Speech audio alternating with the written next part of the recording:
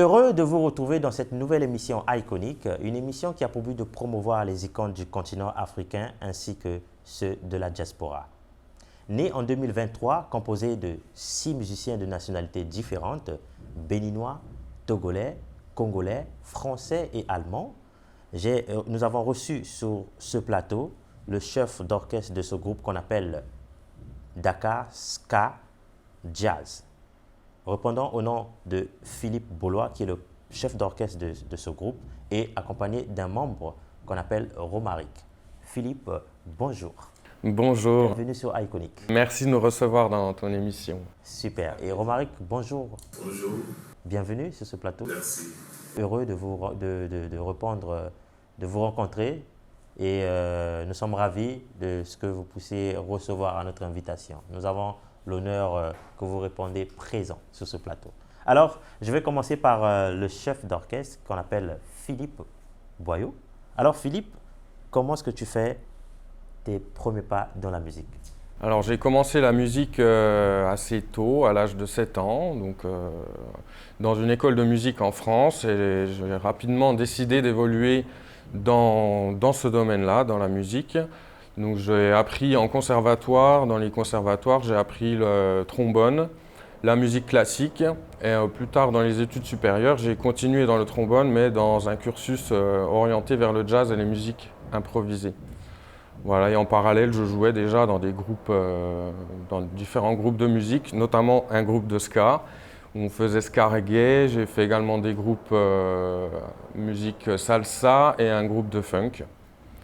Voilà, j'ai évolué dans ce domaine-là, aussi bien en termes d'instruments, j'ai appris le trombone, plus tard j'ai appris le tuba, et toujours également la composition. J'ai beaucoup travaillé, j'ai appris énormément au point de vue de la composition, que ce soit pour différents instruments ou j'ai fait également un cursus de composition de musique de film, donc pour apprendre à composer pour tous les instruments et pour l'image. Voilà, donc avec cette expérience-là, comment est-ce que tu te retrouves finalement ici à Dakar au Sénégal? Qu'est-ce qui t'a réellement emmené? J'ai tout simplement suivi ma femme qui a eu une mutation professionnelle. Et donc, arrivé ici au Sénégal, j'ai dû redévelopper un réseau autour des musiciens, justement, que ce soit en termes de jeu, pour jouer l'instrument, ou en termes de réseau pour développer de la production, de la composition. Ah, super. Et qu'est-ce qui t'a réellement amené à pouvoir mettre en place ce groupe qu'on appelle Dakar Ska Jazz? Dakar Ska Jazz. T'es venu cette inspiration? Quel était le but en fait de pouvoir mettre en place ce groupe? Est-ce que c'est pour mettre en exerce ce que tu connais comme métier, que tu as commencé à faire preuve et d'expérience depuis la France? Mais qu'est-ce qui t'a réellement amené à pouvoir mettre en place ce groupe? Déjà, c'est parti de l'envie de jouer. Je ne pouvais pas rester tout seul dans mon coin. Et jouer une musique que j'aime, que je connaissais effectivement, le ska, le jazz, le reggae. Et aussi l'envie de créer quelque chose d'original qui mélange un peu les cultures. Donc j'ai rencontré des musiciens qui ne sont pas de la même origine, pas de la même nationalité, pas de la même culture que moi. Et je trouve que le mélange justement est très intéressant, aussi bien en termes d'apprentissage qu'en termes de partage. Ah, super. Mais alors, comment ça s'est passé déjà, la création du groupe? Qui est venu vers qui? Là, tout à l'heure, Romaric, on aura l'occasion de mieux connaître Romaric et comment est-ce qu'il a fait pour intégrer ou pour se faire repérer. Comment ça s'est passé, l'historique derrière la création de ce groupe? Voilà, dès que je suis arrivé un peu sur Dakar, je suis allé aux jam sessions pour rencontrer des musiciens. Et c'est là que j'ai rencontré notamment le bassiste du groupe. J'ai rencontré aussi le pianiste du groupe et je leur ai proposé, je leur ai dit est-ce que ça vous intéresserait de monter un groupe? Moi étant tromboniste, l'idée c'était de mettre un peu sur le devant de la scène les instruments avant. À mon goût, je trouve qu'on ne les voit pas assez sur la scène dakaroise ou au Sénégal. Et voilà, c'était vraiment cette idée-là. Donc ils m'ont dit oui, pourquoi pas, on peut essayer de monter un groupe. Donc je ne connaissais pas encore énormément de musiciens, donc c'est via le biais des 2 musiciens là que j'avais rencontrés en jam session que justement ils m'ont présenté d'autres musiciens. fait les propositions. Ils m'ont dit oui, c'est intéressant effectivement de partir sur cette base ska, jazz, reggae, qui n'est pas présente d'ailleurs, c'est un style de musique qui n'est pas présent au Sénégal, donc ça faisait déjà un projet original. Et après, ben voilà, métisser un peu les cultures, chacun apporte sa pierre à l'édifice, quoi. Donc automatiquement, vous avez créé ce groupe de 6 musiciens de différentes nationalités. Voilà, bon, après les nationalités, on n'a pas choisi, j'ai pris les musiciens qui venaient, qui étaient intéressés pour participer au Au projet, voilà. et qui avaient la volonté d'intégrer le groupe, quoi. On va aller avec Romaric. Romaric, comment est-ce que tu as fait pour intégrer comment est-ce que tu as fait à ce qu'on puisse te repérer afin d'intégrer ce groupe? Comment ça s'est passé la connexion? Bonjour, je salue tous ceux qui nous suivent actuellement. Moi, je réponds au nom de Yovogan Romaric, je suis musicien trompettiste. Je suis venu ici à Dakar, premièrement, en tant que musicien.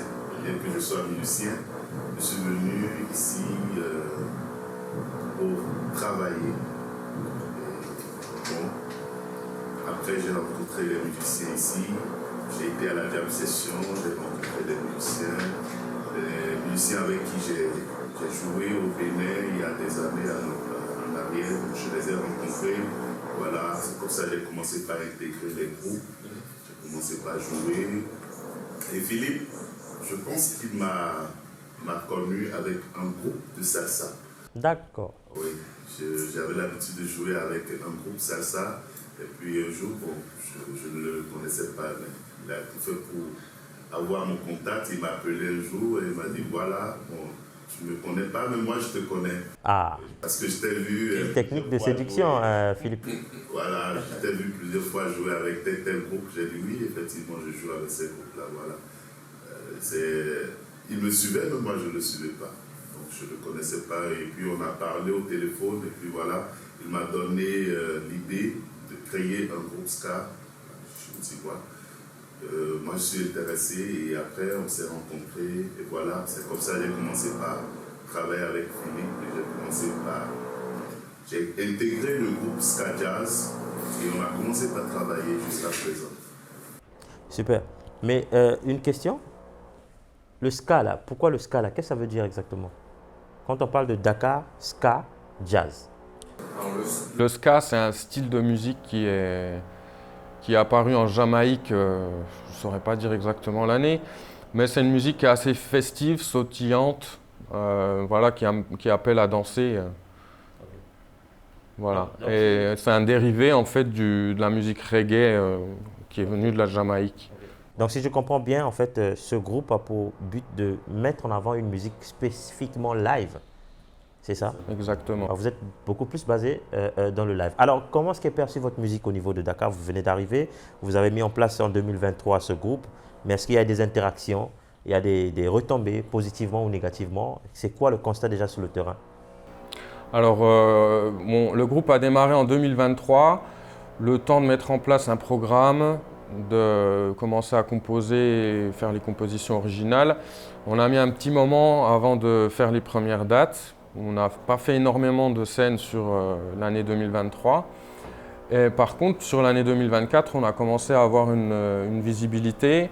On a joué notamment au festival DMX, Dakar Music Expo 2024. On a eu la chance de jouer dans le concert de clôture. Là, on a eu des retournées justement de spécialistes qui étaient là, des producteurs qui nous ont dit que oui, la musique était intéressante. Le public a bien adhéré également. Et suite à ça, on a été contacté par le festival, une personne qui travaille au Flamingo, le patron du Flamingo Hôtel à Saint-Louis, qui nous a dit « Écoutez les gars, je veux que tu viennes jouer avec Dakar Ska Jazz au Flamingo sur les 4 soirs du festival international de jazz de Saint-Louis ». Donc on a eu la chance de faire ça également. Okay. Moi, ce que je trouve très intéressant, c'est en fait la cohésion de plusieurs nationalités qui donne une couleur assez spécifique déjà au groupe. Ça, bravo déjà pour pour ces chefs-d'œuvre déjà. Je vais aller avec Romaric. Romaric, alors c'est quoi ta spécialité exactement dans le groupe? Tu es focus dans quoi? Est-ce que c'est ce que tu chantes? Est-ce que c'est de l'instrument? Oui, bon, j'ai intégré le groupe en tant que trompettiste, parce que je suis trompettiste. Bah, il y a d'autres qui ne connaissent pas trompettiste là. Il faut bien expliquer c'est quoi trompette. C'est un instrument qui s'appelle la trompette. Donc, celui qui joue la trompette, c'est le trompettiste. Ah, voilà. Pas celui qui trompe, non. Parce qu'il faut bien expliquer, les gens ne comprennent pas, mais c'est quoi exactement? Ouais. Bon, le trompettiste, c'est celui qui joue la trompette. D'accord. Je suis trompettiste, je joue à la trompette. C'est cet instrument-là qui m'a fait intégrer le groupe. Je peux dire aussi que je joue encore d'autres rôles dans le groupe. Parce que, bon, je suis béninois, j'ai ma culture et je suis spécialisé dans la danse aussi. Donc, j'essaie d'adapter quelques pas de danse, de montrer quelques pas de danse. C'est quelle danse? Ça vient d'où? C'est quel genre de danse? Bon. C'est du ndombolo? C'est quelle danse non, déjà? Ça dépend du style qu'on joue. D'accord. Quel que soit le style, moi, je trouve toujours pas de danse à... Ça, c'est bravo déjà. Bravo pour cette initiative. C'est le responsable de la scénographie. Oh là là, ça et des chorégraphies. Ça, c'est bien, c'est super ça. Alors, donc, comme ça, vous avez déjà eu à faire plusieurs scènes déjà. Je pense que le public sénégalais commence à remarquer déjà votre présence sur scène. Mais par rapport à ça, vous avez formé ou bien vous avez essayé de créer des stratégies de maintenir en fait cette visibilité-là. D'accord? Maintenant, est-ce qu'il y a des projets en rapport avec cette stratégie que vous avez mis en place d'être constant sur la scène sénégalaise? Alors bon, pour les projets, là actuellement on a déjà beaucoup de compositions, donc le projet à venir c'est peut-être d'enregistrer un album. Donc dans un premier temps ce sera certainement en autoproduction. Mais voilà, là, on est en train de travailler là-dessus. On est en train de peaufiner les arrangements et on réfléchit à enregistrer très prochainement le premier album. Bon, je vais revenir exactement sur ce que tu joues comme instrument. S'il y a la possibilité que tu nous définisses en fait, c'est quoi l'instrument que tu joues, cette spécialité. Et ensuite, je vais pouvoir savoir si je peux t'appeler expert. On a quelque chose à dire dessus là. Voilà, c'est quoi exactement? Alors, mon instrument, moi, c'est le trombone à coulisses. C'est un instrument avant où on souffle et on bouge la coulisse pour faire les différentes notes. Et voilà, j'ai un deuxième instrument que je n'utilise pas dans le groupe Dakar Ska Jazz. C'est le tuba, c'est le plus gros instrument de la famille des cuivres, donc qui fait les sons les plus graves, qui est souvent destiné à accompagner, on le voit souvent dans les musiques de fanfare.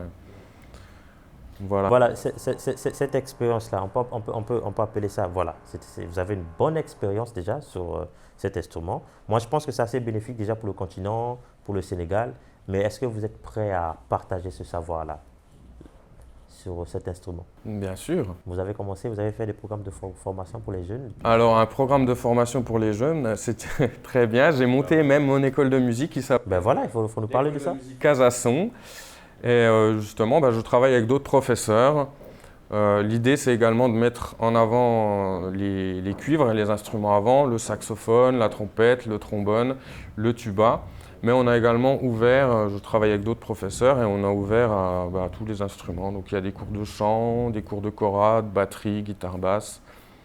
Voilà. Et on travaille aussi bien sans partition que sur partition. Vu que je suis issu d'une culture européenne où on sait lire la musique, j'essaye d'apprendre les rudiments de la formation musicale tout en restant à l'écoute. Et le but, c'est de jouer avec les autres. Parce que la musique, ça ne se joue pas. Ça c'est super, mais j'espère que ceux qui apprennent, il y a vraiment des résultats. Est-ce qu'il y a des résultats à ceux qui Des résultats, il y a des jeunes instrumentistes qui ont commencé cette année, qui ont déjà fait un premier concert là, en fin d'année, au mois de juin. Voilà, ils ont joué en groupe leurs morceaux. C'était une belle réussite. Mais cette formation-là, est-ce que vous comptez juste vous arrêter au niveau du Sénégal ou bien continuer dans d'autres pays du continent, tels que le Congo-Brazzaville, le Congo-Kinshasa, le Gabon, le Cameroun? Au niveau de Dakar Ska Jazz, Oui. Non, non, je parle de la formation, l'école de formation. Ah, l'école de formation. Parce qu'il y en a beaucoup aussi, il faut le dire. Parce qu'il y a beaucoup de jeunes musiciens qui n'ont pas assez de connaissances sur les instruments de musique. Et moi, je pense que cette richesse-là, cette expérience-là, le savoir que tu as, pourrait vraiment être très bénéfique pour la jeunesse africaine. Voilà, parce qu'aujourd'hui, ça serait déjà un plus pour les corps de métier déjà, concernant la musique. Et ça va créer d'autres vocations. Et c'est très important. Voilà, donc est-ce que vous comptez vous arrêter juste au Sénégal ou est-ce qu'il y a des projets voilà, dans d'autres pays de formation et ainsi de suite? Pour l'instant, je suis au Sénégal. Je verrai où la route m'emmènera plus tard. Mais pourquoi pas, oui. C'est une idée. Super, super, super. Alors, Marik, ça se passe bien déjà? Ouais. Sénégal, la scène, comment tu t'es intégré déjà avec la culture sénégalaise en tant que Béninois? Ouais, je pense que en tant que Béninois,